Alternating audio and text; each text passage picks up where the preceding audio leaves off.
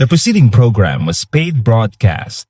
Any ideas, comments, and opinion expressed by the program hosts do not necessarily reflect the views and opinion of the station. The program and its producers are not affiliated with the station. Ang bag-o nga tuig, nagadala sa aton sang bag-o nga kaluoy kag bugay sang Dios. Ini bunga sang kaayo sang aton Ginoo sa tagsa-tagsa ka mga tinubos niya. Gani pagig-upod kamo sa akon, kay sa sulod sining 30 ka minutos, aton pagapamanandungan ang mga prinsipyo kag pagtulunan sang pulong sang aton Ginoo na tuhoy sa bag-o nga tuig. Bag-o nga kagayinan kag handom sa pag-alagad sa Dios kag sa pagtuon sang iya pulong. Ang dinalan sa kasulatan sa aton sa sining nga adlaw makita sa makasulatan ni Pedro sa naunang Pedro Kapitulo 5, kag akon pagabasahon ang versikulo 6. Ang pulong sang Dios nagpahayag sa aton sa naunang Pedro Kapitulo 5, versikulo 6. Busa, magpaubos kamo sang inyo kaugalingon sa idalom sang gamhanan niya kamot sang Dios. Agod nga bayawon niya kamo sa nagakaigo nga tion. Ting Jesus. Amoyad to ang title sang kalantahon niya ato nga ginpamatian kag ang iya nga mensahe dako gid ini nga pahanumdom kag pangapahangkat sa aton. Nga sa tanan-tanan niya tion, magsalig kita sa aton nga Ginoo. Ano man niya banas ang aton nga ginalaktan sa aton pagpangabuhi. Ano man nga sahi sang kadagatan ang aton nga pagpanakayon, ang Ginoo naghangkat sa imo kag sa akon nga magsalig kita sa iya. Nakahibalo siya sang yara sa aton nga unhan, kag nakahibalo siya kung ano ang pinakamaayo para sa aton. Gani saligan naton ang iya kamot nga amo ang magagiya sa aton sa matag adlaw nga eksperyensya naton sa aton pagpangabuhi upod sa iya. Sa tanan-tanan niya tion, amo ini ang iya diri nga pagpangangkat sa aton. Trusting Jesus. Now, gusto ko magpaabot sa inyo sang sining pahibalo nga kung may mga nagapakig-upod sa aton pamanandong sa pulong sang aton ni Ginoo, apang wala ikaw ya sang balaan niya pulong nga ginatamdan, may ginapanghatag kita diri nga libre nga Biblia. King James Version ini, kag subong man may ara man kita hiligay nun nga Biblia. Kag ginatag naton ini sang libre kay may mga kauturan kita nga may mga kabugatan nga paambit sang ila pagpakamaayo paagi sa kopya sang sini nga mga Biblia.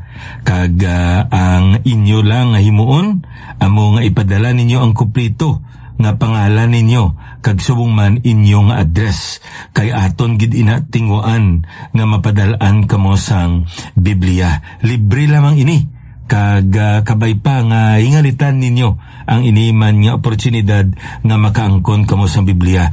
Kay nagapati kita nga ang isa sa pinakamaayo kag labing epektibo nga pamaagi nga magtubo kita sa bugay kag sa kaalam sang aton ni Ginoo among pagtuon sa pulong niya. Kag subong man aton ini ibutang sa aton nga mga binuhatan. Gani kinanglanon gid nga matamdan gid naton kag mabasa gid naton ang pulong sa Ginoo. So kung interesado kamo, i-text ninyo ang inyo pangalan kag address sa sini nga cell number 0917-1880-832. Liwaton akon 0917-1880-832. Kung may mga pamangkot kamo o kung may gusto kamo ipabutyag, ipalambot diri sa amon, pwede man ninyo ma-text ang inyong mensahe sa sinaman niya cell number. Kag malipay gid kami sa pagbasa sa inyong mga text messages.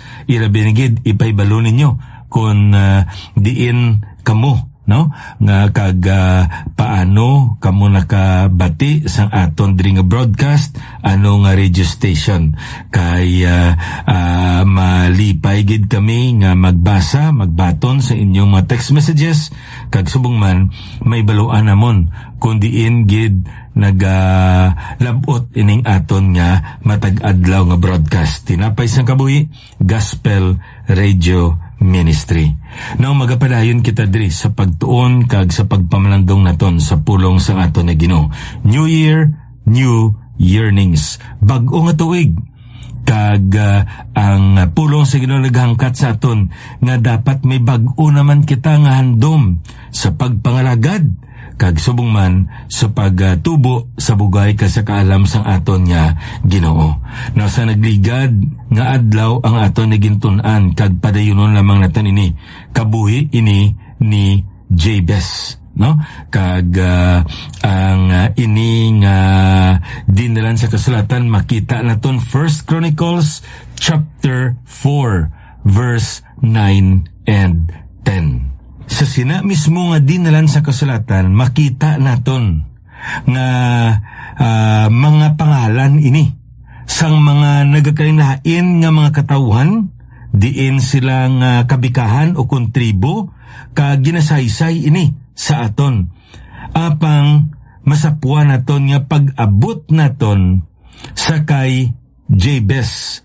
Wala lang ginhambal sang manunulat sang sininga kronika ang pangalan ni Jabez kag ang iya nga mga kabataan, ang iya kaliwatan. Diin siya nagalin kag kun sino ang iya nga mga kabataan o kun iya nga mga kaliwatan. Kun hindi naghatagid sang pinasahi nga tion ang manunulat sang kronika sa pagsaysay sang kabuhi ni Jabez. Tikon lang taon naton duwala ni ka bersikulo. Versikulo 9 kag 10 sang naunang kronika. Kag amo ini ang ginpahayag sa sininga dinalan sa kasulatan sa aton. Si Jabez labi kadungganon sa iya mga utod. Kag gininganlan siya sang iya iloy si Jabez nga nagasiling bangod nga ginanak ko siya sa kasubo. Si Jabez nagtawag sa Dios sang Israel kag nagsiling, o nga pakamayuhon mo gid ako kag palaparon ang akon ginasakpan kag nga ang imo kamot magbuylog sa akon kag bantayan mo ako gikan sa malaot agod nga ini indi mapasubo sa akon. Kag ang ginambal sang sini nga manunulat kag gintugot sang Dios sa iya ang iya ginpangayo. Kung aton usisaon sa pulong sa Dios ang kabuhi ni Jabez, wala kita kabalo, pero may posibilidad malawig, madamo nga mga tinuig. Basi siguro sobra 50, 60, basi naka 70 pa siya gani. Pero ginpakita sa aton sa sininga dinalan sa kasulatan ang isa sa labing importante nga kinaiya ni Jabez. Kag amo ini nga nangin dungganon siya. No ining pulong baladri nga gingamit sa aton. Honorable, amo inang pulong saysay diri sa aton. An honorable person is a person who live his life in integrity and devotion. Ang tao gali nga nagakabuhi siya, nagapanglakaton siya sa iya nga pagkamatarong nga pagpangabuhi. Kag ginakabig niya ang iya katungdanan ni isa ka sagrado nga bulaton. Amo ina ang tawo nga dungganon. Aton subong, ginatawag naton ang tawo nga honorable. Honorable mayor, honorable congressman, honorable senator, mga politiko ta ginatawag naton honorable. Pero kung kaisa daw makambal kita, nano ni man, honorable gid man ni ayan, ti sa aton. Masubo, may mga senador kita nga involved sa ginatawag naton dra flood control projects. May mga mayors kita nga naibaluan gid nila nga hindi pwede ini kay isa ina sa mga kaso sang graft and corruption apang ginsigi gid. Kung ang taon naton, that is not an example of being an honorable person. Siguro sa titulo pwede, pero sa tubangan sa Ginoo naibaluan naton kung ano gid ang matutuod nga dungganon nga tawo. What is an honorable person? A person who walks in integrity and considers his duty as sacred. Isa kabutang katungdanan niya nga ginahimo niya kay ini nga butang malahalon sa tubangan sang aton nga Ginoo. Amo ini si Jabez. Now, sa aton nga natun-an ining pulong gali, no? Ang pangalan niya Jabez, gininganlan sa nga Jabez, kay nga aman ginbunag siya sa ginatawag naton dira kasakit. I gave birth to him in pain. Amo na ginambal dira sang iya nga iloy. Amo ni nga si Jabez ginakabig siya, sorrow maker. Okay? Manogdala sang kasakit. Kag ang iban ginakabig ining pulong gali nga Jabez, ang kahulugan sini sorrowful, masinulubon naman tungod sang kasakit. Ayan kasakit nga gintuga niya sa iya iloy sang ginabunag siya, o kung may mga kasakit nga na-experiensyan ang ila nga panimalay sa tion nga ginbunag siya, ayan may napatay sa ila, may nagmasakit sa ila, o kung may kalamidad nga nag-abot sa ila nga panimalay, kag tungod sini gininganlan sa Jabez. Pero ang katahom kay amo sini, wala siya nagkabuhi suno sa iya nga pangalan. Wala siya nagdala sang kasakit sa iya nga panimalay. Kagbisan pa siya mismo hindi masinulubon. Amo ini nga ginakabig siya nga dungganon kay ginpangita niya ang Dios. Kag nagpangayo siya, nagpangamuyo siya sa Dios. Kag tungod nakita san Dios ang iya tagipusoon, gintugot san Dios, ginhatag san Dios ang handom sang iya nga tagipusoon. This is how honorable Jabez was. Amo ni nga kung aton bala nga usisaon, no? Ang kamatuoran gali nga makita naton sa kabuhi ni Jabez nga ang iya pangalan wala niya ginkabuhi kundi ginkambyo niya ini para sa kamiyaan sa aton Ginoo. Lesson: we should not allow people, circumstances, or even our environment to dictate how we should live. Rather, we should seek the will of God for our lives. Wala siya. Nagambal nga ti. Total, gininganlan naman kung Jabez, ari. Kay panghalitan ta kamo. Para mabalaan nyo gid kung anong kasubo. Na, gininganlan nyo kung Jabez, mga buhi gid ko, nga do katulad gid. Nga Jabez gid. Wala. Kundi, ginpangita niyang Diyos. Kag nagkabuhi siya para sa Diyos. Kag tungod sini, ang Ginoo nagpakamaayo sa iya. Isa man kabutang nga makita naton din no, samtang siguro nagidako ini si Jabez. Nagaabot gid man nakasulubon sa iya kabuhi. Kag siguro nagapamangkot siya nga ang amo gid ni angalan nya ginpangalan ni nanay kag ni tatay sa akon.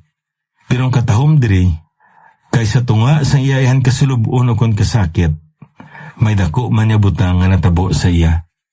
Kaysa isa kation sa iya kabuhi nagambal siya.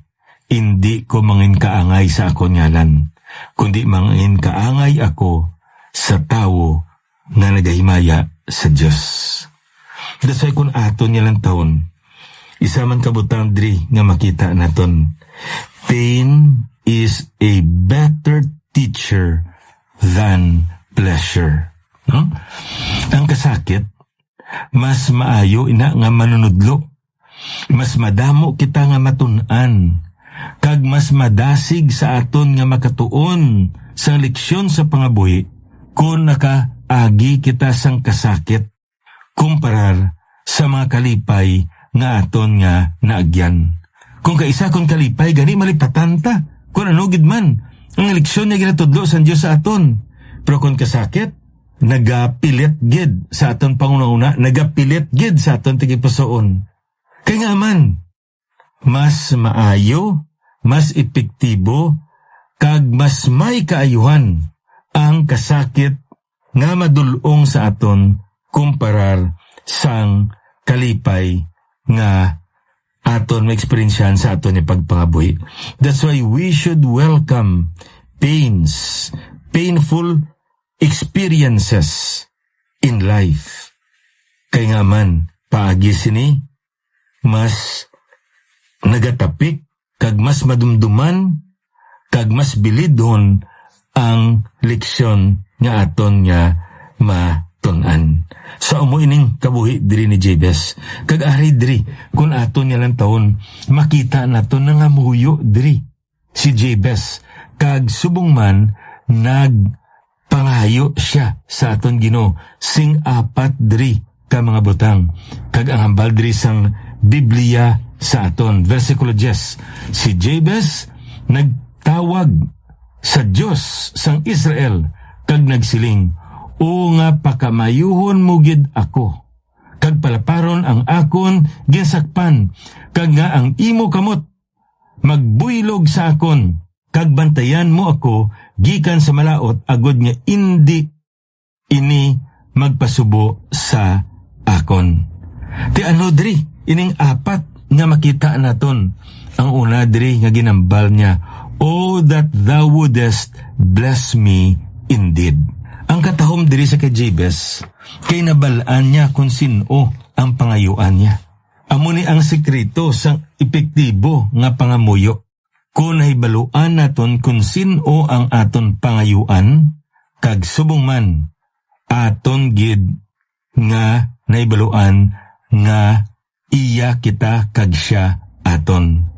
Amo ning katahom diri sa kay Jabez. Kaya nga man, sa ila mismo nga panahon, madamo sa makatawan niya nagtalikod sa Diyos kag nag-alagad sa mga Diyos-Diyos. Apa si Jabez? Ano ang bal niya? Hindi. Magapanawag ako sa Diyos sang Israel. Katahom sinipulong bala nga God of Israel. Sino si Israel? Si Jacob. Di ba? So anong ba't silingon sini? Nagalaragwa ina sang Diyos sang ila nga mga ginikanan. Sakay Jacob, subong man sakay Isaac, kag sakay Abraham. So kung sa aton pa, amo ini ang Diyos nga nagpakigkatipan sa ila, nga pakamayuhon sila bilang isa ka pungsod, bilang isa ka nasyon. Kag katahom sini kay ginkilala ni Jabez. Kung sa aton pa siguro, nagtuon gid si Jabez sing maayo sa pulong sa Dios. Agud makilalaan niya kung sino ang Dios nga iya nga pangamuyuan. Ang importante ang ginatog naton Bible study. Kaysa pagtuon naton sa pulong sa Ginoo, nagadamo ang aton ihibalo natuhoy sa aton Ginoo. Kag subong man may baluan naton ang iya kabubuton, kag mangin maalamon kita sa aton pagpangamuyo. That's why for us, one of the many keys for effective prayer is right knowledge. Insakto bala nga ihibalo? Anong nahibaluan mo sa Diyos? Kay kon ang nahibaluan mo sa Diyos, amo ina ang magatulod sa imo sa pagpangamuyo. Amo ina nga importante gid. Duduman ko sa una, may ginistorya sa akon nga may isa kuno ka bag-ulang nga tumuluo nga nagkonsulta sa iya nga pastor. Kag nagambalsa niya, "Pastor, pangamuyui ako. Kay sa dason nga mga sinimana, gaplano ako nga magwa sang isa ka exam. Agod nga kung makapasar ako, ti pwede ako makapangita sing trabaho. Pangamuyo ilang ako, pastor, nga ang leakage sang sila nga exam mahatag sa akon antes ako magkuha sa exam. Agod nga makapasar gid ako. Tiyo kaysa do galibog ang ulo nimo. Sa pulong palang daan niya leakage. Ti ano ina? Kay wala niya maintindihan ang kabubuton sa Diyos. Hindi pwede nga pakamayan ng San Diyos ang ginaplano ngay muon mga sala. Ang problema sa sina nga tumuluo, ti bag-o pa siya sa pagtuluhan. Kag wala sa kabalo nga ang ginahimo niya, hindi gali maayo. Hindi gali kalamutan sa tabangan sa aton Ginoo. That's why importante gid nga may baluan naton kung anong kabubuton San Diyos. Agod niya kung mga muyo kita, naibaluan naton kung ano nga pangamuyo ang aton ipangamuyo. That's why, ang hambal sa Biblia sa aton, we should seek the will of God. Amuni nga, kung aton nga lang taon gali sa Biblia, kung mga muyo kita gali, wala naton gina-align ang kabubuton sang Diyos sa aton kabubuton.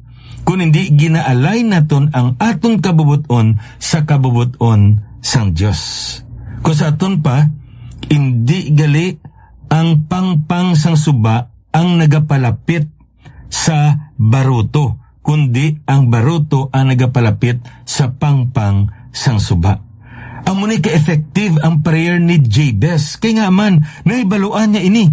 Ginakabig niya ang Diyos, nga Diyos sang Israel. Kag para sa iya, amo ini ang pinakalabing importante nga relasyon nga iya nga makabig sa Diyos nga iya nga ginapangamuyuan. That's why importante gid ang ini nga mga butang. Kay madamo sang aton pangamuyo nga bisan ang Ginoo siguro kung sa aton pabla nga pululungon nagalungo-lungo sa aton. Kay nga aman may posibilidad nga ang ina nga pangamuyo dalok ina nga pangamuyo. Amo na si Santiago anong ginabal niya? Madamo sang pangamuyo nga wala ginasabat sang aton na Ginoo. Kaya ang aton pangamuyo hindi sibo sa iya kabubuton. Hindi niya ina matag kay kun ihatag niya ina makatugas ang kalainan sa aton imbis kaayuhan. Hindi niya pag-ihatag kay aton gali iya nga personal para ya sa aton kagulingon ang aton pangamuyo. Dalok nga pangamuyo. Kag tungod sina ang ina nga pangamuyo wala sing kabilianan sa igdulungog sang aton nga Ginoo. That's why kung aton gili nga lantawon, we need to really seek the will of God. Ang mga kaisa may term kita, according to your will, Lord. Kanami man na. Pero ang isa man kabutang nga kung nabalaan naton kung anong kabubuton sang Diyos nga klaro sa pulong sa Ginoo, amugid ina ang aton ipangamuyo. Kay nibaluan naton nga amo ina ang pangamuyo nga ginatamdan kag subong man ginatuaw sang aton nga Ginoo. Amo na nga nagambal siya, panawag kamo sa akon, kag sabton ko kamo. Kag ipakita ko sa inyo ang dalag ko nga mabutang nga wala ninyo ginalaom. Katahom sa sina nga kamatuoran. Wala sa pa niya ina nga dinalan para ina sa mga Diyo. But by extension, I believe this is also for the believers. Kung nakaibalo lang kita sa kabubuton sa Ginoo, nakaibalo lang kita kung ano kadako sang gahom sa Ginoo, kung nakaibalo lang kita kung ano ang handom sa Ginoo nga ihatag niya ang pinakamayo para sa imo kag para sa akon, kag ang tanan-tanan niya kaayuhan sini, ihatag niya sa imo kag wala siya sang maitago sa aton. Wala siya sang may ibuhin sa aton. Makapangamuyo kita nga may dako nga pagsalig. Kag may dako kita nga kasiguruhan. Kung isa may mga pangamuyo kita o kaisa, nga dugambal kita, ano man, sabton gid man to en San Diyos, ano man, kabubuton niya gid man to ayaning pangamuyo ko kung hindi. Apang naibaluan naton kung sino ang Ginoo sa aton kabuhi. Kag naibaluan naton kung ano nga pangamuyo ang dapat na ipangamuyo. Katulad sa kay Jabez. Ang ambal sa Biblia sa aton, gintugot sang Dios ang iya nga ginapangayo. That is an effective prayer. Isa ka pangamuyo nga ginahandom sa Ginoo sa tagsatag sa katumuluo. Isa ka pangamuyo nga ang Ginoo mismo may kalangkad sa pagsabat. Kay naibaluan ni Jabez ang kabuoton sang Dios. Kag tungod sini nakapangamuyo siya sang isa ka pinasahi kag epektibo kag mabaskog nga pangamuyo. Amo man ini dapat ang aton gali nga pagasundon ang pangamuyo ni Jabez. Padayon natin ining pagtuon natin sa puno sa Ginoo sa Madason ni Broadcast. Ininyo abyan, alagad sa kanginan, Pastor Neil Vilches ang Ginoo magapakamayo sa inyo.